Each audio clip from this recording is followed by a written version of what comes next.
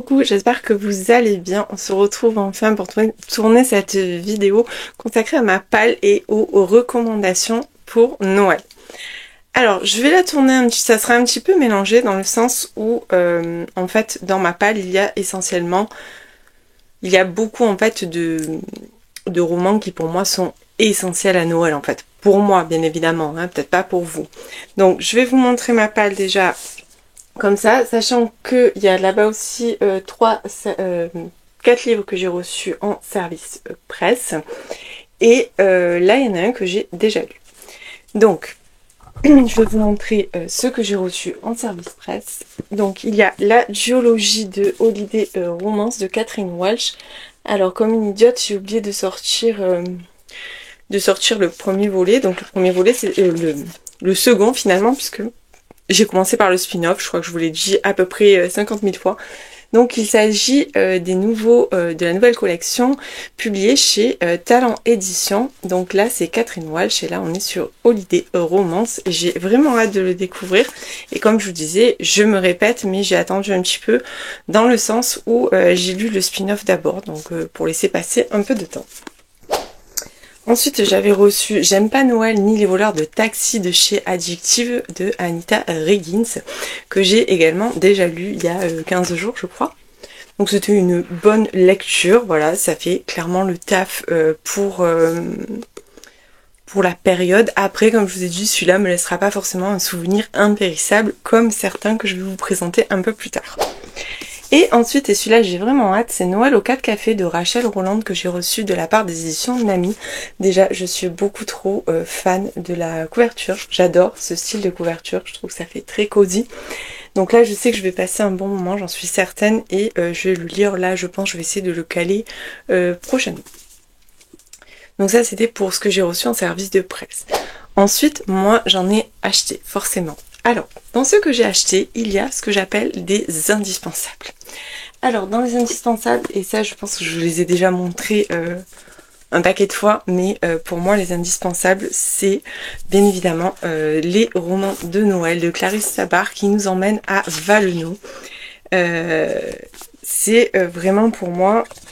Voilà, c'est ce que j'appelle mes incontournables de Noël. Je ne vois pas ne pas lire l'épisode Valenod en fait à cette période-là. D'ailleurs, il fait partie des premiers que j'ai déjà lus. C'était la douce magie de Noël cette année. Donc je vais tous vous les montrer et ils sont dans l'ordre puisqu'il y a forcément un ordre et c'est ce que je vous disais. Alors bien évidemment, si vous les lisez indépendamment, vous n'allez pas être perdu. Mais c'est dommage parce que vous perdez un petit peu déjà toute cette magie qu'elle a construite autour de Valenod en fait. Donc le premier c'était La vie est belle et drôle à la fois. J'aime beaucoup trop cette couverture. D'ailleurs je fais ça avec mes photos. J'aime trop faire des photos comme ça avec une porte et la couronne. Je trouve ça super beau. Ensuite il y a La vie a plus d'imagination que nous qui est le second tome. Et nous danserons sous les flocons qui est le tome 3. Ensuite, c'était Sous un ciel étoilé. Je crois que c'est ma couverture préférée, Sous un ciel étoilé. J'aimais trop la couverture. En plus, cette année, ils n'ont pas fait de relief. Mais là, toutes les étoiles, elles sont un petit peu en relief. Et celui de cette année, La douce magie de Noël. Donc, c'est une saga qui est toute douce. C'est une saga qui nous emmène dans un petit village à Valenod. Et au fur et à mesure, en fait, on va y découvrir tous les habitants, un par un. Enfin, pas un par un, mais voilà. Chaque tome en fait va s'intéresser à des personnages différents. Dans le dernier, on suivait Théo et Emmeline. Donc Emmeline est tout fraîchement arrivée dans le village pour y retrouver son papa. Voilà, donc celui-là on suivait Chloé, enfin voilà, et à chaque fois en fait elle prend un personnage et ça tourne autour, mais ce qui est bien c'est que bien évidemment on a des nouvelles des anciens, et surtout on va suivre un petit peu toujours tout ce qui se passe dans le village. On retrouve les enfants favoris, le marché de Noël, le bar, enfin bref, vous l'aurez compris, j'adore vraiment cette série. Alors ensuite, pour en revenir à ma palle, je vais vous parler de ce que j'ai pris comme ça un petit peu entre guillemets... je dirais pas au hasard, mais presque en lisant les résumés. Alors cette année, j'en ai pas pris énormément, parce que souvent il m'en reste et que je me rends compte que je les ressors pas l'année d'après. Autant je suis pas une lectrice saisonnière, autant je lirai pas une romance de Noël en plein été. Voilà, ça me donne pas du tout envie. En général, c'est des livres que je lis à peu près mi-octobre jusqu'à Noël. Le lendemain de Noël, c'est fini, je n'en lis plus. Donc je me suis fait une petite sélection chez Hugo. J'en ai pris 3, puisque en général j'en prends beaucoup chez Hugo. Donc j'ai pris bien évidemment Comment survivre à Noël en plein été de Ludo Bauer. Alors pour la bonne et simple raison que l'année dernière j'ai découvert l'auteur, c'est son 2e roman, avec Comment survivre à Noël avec son ex. Là on était sur un fake dating, seconde chance, dans un petit village, small town, et c'est vraiment ce que j'aime dans les romances de Noël, c'est ce côté petite ville. J'adore, voilà, dès qu'il y a ça. Donc là cette année j'ai pris celui-ci. Alors, Comment survivre à Noël en plein été. Deadline 17 juin. Avancée de manuscrit 1er juin 75%. Antonina se voit proposer l'opportunité d'une vie. Si elle finit son roman de Noël à temps, elle sortira en fin d'année dans sa maison d'édition préférée. Elle était confiante, mais voilà qu'à 2 semaines du délai accordé, elle sèche. La jeune autrice est incapable d'écrire un mot de plus. Gabriel, son meilleur ami et colocataire, bien décidé à lui permettre de retrouver l'inspiration, se donne pour mission de recréer Noël à Froidieu, le village où tout le monde aime cette fête. Et qu'importe si on est en plein été. Ce qu'ils n'avaient pas prévu, c'était qu'en plus d'écrire la romance parfaite, il se pourrait bien qu'ils soient en train d'écrire leur propre histoire d'amour. Voilà, donc je pense que j'ai passé un bon moment, je m'étais vraiment régalée, c'était mon top de l'année dernière, celui-ci. Dans toutes les petites romances comme ça, c'était vraiment, pour moi, celui que j'avais le plus aimé, donc voilà, j'ai vraiment hâte de le découvrir. Donc je vais essayer de pas trop mélanger, parce que sinon je vais plus m'y retrouver. Ensuite, j'ai choisi Miracle à Silverperk Pix de Marlène Hello Radonna. Je n'ai jamais lu de roman de cet auteur. Mais voilà, le résumé me tentait bien. Il va y avoir le Trop Small Town que j'aime bien. Apparemment elle aime pas trop Noël, enfin bon bref, voilà, des choses comme ça, des choses que j'aime bien retrouver, donc celui-ci je pense qu'il fera le taf. Ensuite j'ai pris un de Maloria Cassie, j'en avais lu un, je l'ai pas sorti, j'ai oublié de le sortir de l'année dernière, que j'avais plutôt bien aimé, même si c'était pas un énorme coup de cœur, j'avais passé un bon moment puisque ça se passait à la SPA, je me rappelle plus le titre de celui de l'année dernière. Il doit peut-être être là, non, même pas. Bon. Donc là, c'est Mon beau sapin, au roi des embrouilles de Maloria Cassie. J'aime bien la plume de Maloria Cassie, j'ai lu quelques-uns de ses livres, et à chaque fois, j'aime beaucoup, donc je me suis dit, pourquoi pas. Donc là, pareil, on va être, je pense, dans un truc un peu small town, enfin des choses comme ça, et j'aime énormément. Ensuite, dans ma palle, j'ai ressorti Passer Noël avec son ex, mode d'emploi de Julie Perry, qui était paru aux éditions HarperCollins. Je l'ai pas lu l'année dernière, je vais essayer de le lire cette année, mais bien évidemment il n'est pas dans mes priorités. C'est pour ça que cette année j'en ai pas pris énormément, et encore je trouve que finalement j'en ai pris beaucoup, parce que si je les lis pas, bon ben voilà, c'est mort en fait. Ensuite j'ai pris chez J'ai lu Étrange Noël à Marcy de Karen Costa, j'aimais trop la couverture, et en plus apparemment ça fait un peu cosy. Cosy Mystery, puisque il y a apparemment un meurtre, enfin des choses comme ça, et du coup je me suis dit ça va forcément me plaire, et en plus regardez-moi cette couverture, c'est un peu ça en fait qui nous attire quand on va en librairie. Moi je suis allée 2-3 fois à Cultural, hein, et à chaque fois quand je rentre et que je vois tous ces rayons hyper achalandés avec ces livres aux couvertures trop attrayantes, tous ces collectors, parce que alors là cette année ils ont mis le paquet vraiment. Il y a de nombreux collecteurs qui sont sortis, notamment chez Hugo ou chez HarperCollins. Chez J'ai lu aussi, je crois. Enfin, tout le monde a fait un petit peu son petit collector. Bon, je vous avoue que les collectors qu'ils ont fait, moi, ça me tente pas forcément. Donc, je les ai pas pris, mais rien que pour la beauté du livre, je serais capable de les prendre. Donc, ensuite, dans ma palle, il y a un Cozy Mystery, dans le sens où l'année dernière, je vous avais parlé du premier tome de la série de Karine Pitoki, Retour à Mary Halls, Cozy Christmas Mystery. Et elle a sorti un autre tome cette année. Donc c'est Murder Party au manoir de Karine Pitoki. Alors, j'avais beaucoup aimé cette histoire. Alors je sais pas du tout, en fait, j'ai pas lu, je vous dis, j'ai pas envie de lire la 4e, je sais pas du tout où elle va nous amener. Je suppose qu'on va retrouver les mêmes personnages, j'ose espérer, mais j'avais passé un tel bon moment que franchement Voilà, c'était plutôt cool. Alors, j'ai vu passer... Alors déjà, il y a un truc, ils font un résumé du tome 1, spoilant. Donc, je vous conseille pas de le lire si vous voulez lire le tome 1. Mais je trouve ça bien, parce que ça va nous remettre dans le bain. C'est vrai que ça fait un an, finalement, que j'ai lu, donc voilà. Ensuite, ils nous remettent tous les personnages qu'on va retrouver. Ah ben voilà, super. Donc voilà, ils nous remettent tous les personnages qu'on va retrouver. Et quelques avis de certaines lectrices. Voilà. Quelques avis de certaines lectrices sur l'entête, un petit peu comme fait Charleston. Donc franchement, j'ai trop hâte. C'est un des derniers que j'ai rajouté à ma palle. Je suis allée l'acheter... je l'ai acheté là, tout récemment en fait. Je suis allée l'acheter, je crois, vendredi. Parce que j'avais oublié de le prendre, que je voulais absolument le lire.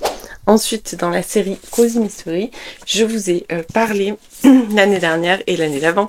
Je vous avais parlé de Petit meurtre en gamme de Alexandra Benedict, de Meurtre sur le Christmas Express. Et cette année, bien évidemment, elle a sorti un nouveau livre qui s'appelle Les 4 petits meurtres de Noël. Donc forcément, je l'ai ajouté à ma palle. Je suis très fan des couvertures. J'avais énormément aimé le premier, donc il y a 2 ans, Petit meurtre en gamme. Celui de l'année dernière, je vous avoue, je l'avais aimé, mais voilà, il m'avait un peu moins absorbé, on va dire, un peu moins happé. Donc on était ça ressemblait un petit peu au meurtre de l'Orient Express d'Agatha Christie, puisqu'on était dans un train, enfin bon voilà, on était très... Et là, c'est 4 petits meurtres de Noël. Je vous avoue, je n'ai absolument pas lu le résumé. Pareil, je n'ai pas envie de le découvrir. Mais pour moi, c'est des essentiels de Noël, puisque ça change un petit peu des romances. On est dans une ambiance noëlesque, mais avec des meurtres, avec des cadavres. Voilà. Et franchement, j'aime beaucoup. Sachez que ces deux-là sont déjà disponibles en poche. Si vous les avez jamais lus, c'est l'occasion. Franchement, c'est très sympa. Ça se lit super vite. Et voilà, moi, je sais que j'ai passé à chaque fois un très bon moment. Donc dans mes essentiels de Noël, et pourtant c'est pas forcément du roman de Noël, c'est plutôt du roman en mode hiver, on va dire, il y a Josie Silver. Donc il y a Un jour en décembre que j'avais adoré, alors la construction du livre me fait beaucoup penser à Un jour de David Nichols, qui est d'ailleurs disponible, qui a été d'ailleurs adapté aux écrans. Ce livre, c'est un livre que j'adore, c'est un énorme coup de cœur pour moi. Et le film, pareil, j'adore. C'est très triste, mais j'aime beaucoup. Alors on est pareil, on va voir évoluer les personnages sur plusieurs années. Et j'avais beaucoup aimé ce livre que j'ai lu, je crois, il y a 4 ans. J'avais pas mon compte Insta encore, donc c'est ça, il y a 4 ans, c'est le Noël avant que j'ouvre mon compte. L'année dernière, elle avait sorti un cottage pour 2, où là, on se retrouvait sur une île en Irlande, je crois. Enfin, bref, franchement, c'était super. Je l'avais dévoré, j'avais beaucoup trop aimé, même si, comme je vous dis, c'est pas forcément Noël, c'est hiver. Voilà. Et cette année, elle a sorti Un hiver à New York. D'ailleurs, il y a bien marqué hiver, il n'y a pas marqué Noël. Donc pareil, j'ai pas trop lu le résumé, je veux pas savoir. On va voir un petit peu s'il y a des avis des copines Charleston que je connais. Donc il y a l'avis de... Dans tous mes états, j'ai le cœur rempli d'amour en terminant ce roman. J'ai vécu le temps d'un hiver à un moment incroyable à New York. Voilà, donc franchement j'ai trop hâte de le découvrir. Et pareil, ça fait partie vraiment des romans que j'achète les yeux fermés. Je regarde même pas forcément de quoi ça parle. Tout simplement parce que je sais que je vais passer un bon moment. Ensuite, il y a encore quelques petites recommandations que je voulais vous faire. Alors, dans ces recommandations-là, il y a Émilie Parizeau. Donc, qui a déjà sorti 2 romans de Noël. J'en ai sorti qu'un. Donc, celui-là, c'est Notre fabuleuse désastreuse Christmas Party qui était sorti l'année dernière. Que j'avais bien aimé. J'avais passé un bon moment. Bref, moi, j'aime beaucoup. Vous le savez, Émilie Parizeau. D'ailleurs, sa duologie qui est sortie, Hors d'œuvre et Préjugés et... Macarons et sentiments, c'est une duologie que vous pouvez clairement lire à Noël. Lire à cette période de l'année, puisque c'est assez cosy, c'est gourmand, voilà, c'est plein de choses sympas, et franchement, je trouve que ça... Parce qu'au-delà de la romance pure de Noël, parce que je peux comprendre qu'on n'aime pas forcément la romance pure de Noël, mais pour moi, je trouve que c'est vraiment la période pour lire des romans cosy. Quand je parle de romans cosy, je vais parler de romans qui se passent dans des ambiances de petits villages avec des personnages, des petites histoires, des histoires familiales. Alors je sais qu'il y a des auteurs par exemple vers lesquels je ne vais pas, comme Karen Pont. J'ai jamais lu un seul roman de Karen Pont, ne me jugez pas. Mais voilà, ça m'a jamais, ça s'est jamais présenté en fait. Mais voilà, c'est la reine apparemment de ce genre de roman. Donc il faudra que je tente quand même une année. Alors peut-être pas celle-là parce que j'ai déjà beaucoup à lire, mais peut-être pourquoi pas l'année prochaine. Donc voilà, vous avez vraiment le choix en librairie. Et pour moi, pas forcément romance de Noël, mais juste même romance hivernale ou moment cosy en fait. Voilà, c'est le moment de lire des lectures qui vont vous procurer du bien-être, qui vont vous plonger dans des ambiances un petit peu chaleureuses.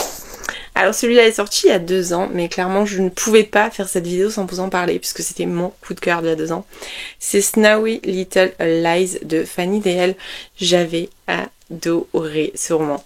Et si vous regardez un petit peu des films, il y a un film sur Netflix qu'ils ont remis là, qui s'appelle je crois Holy Date, il me semble que c'est ça.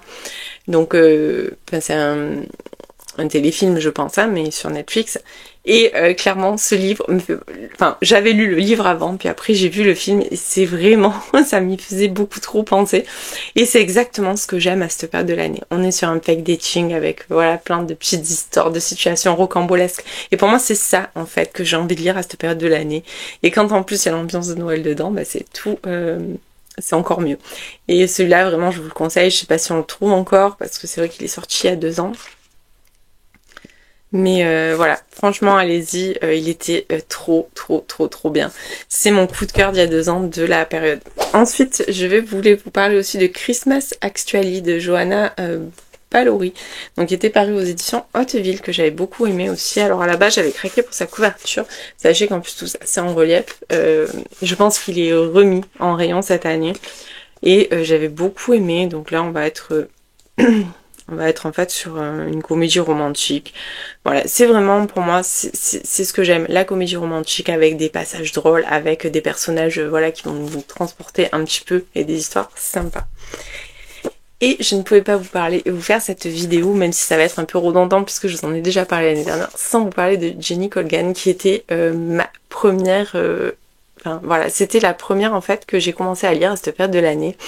Il y a à peu près, voilà, je vais être honnête avec vous, j'ai commencé à lire ce genre de roman en période de fête il y a 6 ans, je pense à peu près, 5-6 ans. Avant, c'était beaucoup moins mis en avant en librairie. Bon, je lisais pas autant que maintenant aussi, soyons honnêtes. Et voilà, j'avais commencé avec Jenny Colgan, j'avais lu toute la série de La petite boulangerie au bout du monde. Et j'avais adoré cette série. Et je suis très triste parce que... Donc j'ai lu 3 séries de Jenny Colgan, j'ai lu celle-ci, j'ai lu le Cupcake Café et j'ai lu, que je vous dise pas de bêtises, je crois que c'était Au bout du monde, quelque chose, enfin bon, bref. Donc j'ai lu 3 sagas de Jenny Colgan et quand j'ai voulu me lancer dans la petite librairie, j'ai pas accroché. Donc voilà, du coup j'ai arrêté de lire Jenny Colgan et franchement ça me manque. Je serais presque à relire La petite boulangerie parce que voilà, c'est vraiment pour moi l'ambiance cosy que j'aime retrouver à cette période de l'année qui est pour moi une période pas forcément super gaie. Je trouve ça triste en fait. Je trouve ça triste parce que je vais me répéter et puis je vous le dis à chaque vidéo en ce moment, mais parce qu'il fait nuit tôt, parce qu'il fait froid, parce qu'il fait gris, voilà, tout ça en fait, et j'ai besoin de lecture réconfortante en fait, sous un bon plaid, voilà, j'ai besoin de ça. Donc je trouve que Jenny Colgan, pour moi, elle colle parfaitement avec cette période de l'année, même si toute la saga ne se déroule pas à Noël, je trouve que ça colle, voilà, que ça colle parfaitement en fait avec ça. Donc voilà, c'était une petite vidéo assez courte finalement. Moi je vous ai présenté un petit peu ce que je comptais lire à partir de maintenant, donc voilà, j'ai quand même une belle... Je vais la ressortir, mais voilà, j'ai quand même finalement, je pensais que j'en avais pas pris beaucoup, mais au final j'ai quand même une belle pile à lire pour cette période de l'année, puisqu'il y a quand même 1, 2, 3, 4... Non, je crois que j'ai dit des bêtises. Non, je vais en enlever un, celui-là je l'ai lu déjà. Hop, celui-là j'ai déjà lu, je peux le ranger. Donc on va voir combien il y en a. 1, 2, 3, 4, 5, 6, 7, 8, 9, 10 quand même. C'est plutôt pas mal à lire avant fin décembre, hein, puisque je vous dis après fin décembre je n'y lis plus. Et j'en ai un autre en bas que j'ai oublié de prendre.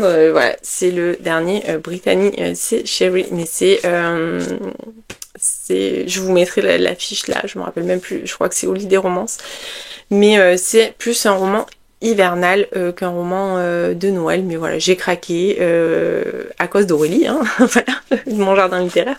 En fait, elle a fait un super retour et voilà, elle a réussi à me convaincre. Et quand je suis allée en librairie prendre le cosy de Karine Pitoki, ben, je suis tombée dessus et je me suis dit, ben, je le prends, je le rajouterai à ma palle. Voilà, bah écoutez, j'espère que cette vidéo vous aura plu, que vous aurez passé un bon moment. Elle est assez courte, il n'y a pas énormément de choses, je pense qu'il n'y a rien de nouveau de ce que vous connaissez déjà, mais voilà, ça me tenait à cœur de la faire. J'aime bien faire cette vidéo à cette période de l'année. Bah écoutez, si vous avez regardé la vidéo en entier, je vous invite à mettre un petit flocon en commentaire pour me dire que vous avez regardé cette vidéo en entier. Vous savez que voilà, c'est toujours assez important pour moi de voir que vous regardez jusqu'à la fin en fait la vidéo. Et en tout cas, bah, merci, j'espère que ça vous aura plu et je vous dis à très vite.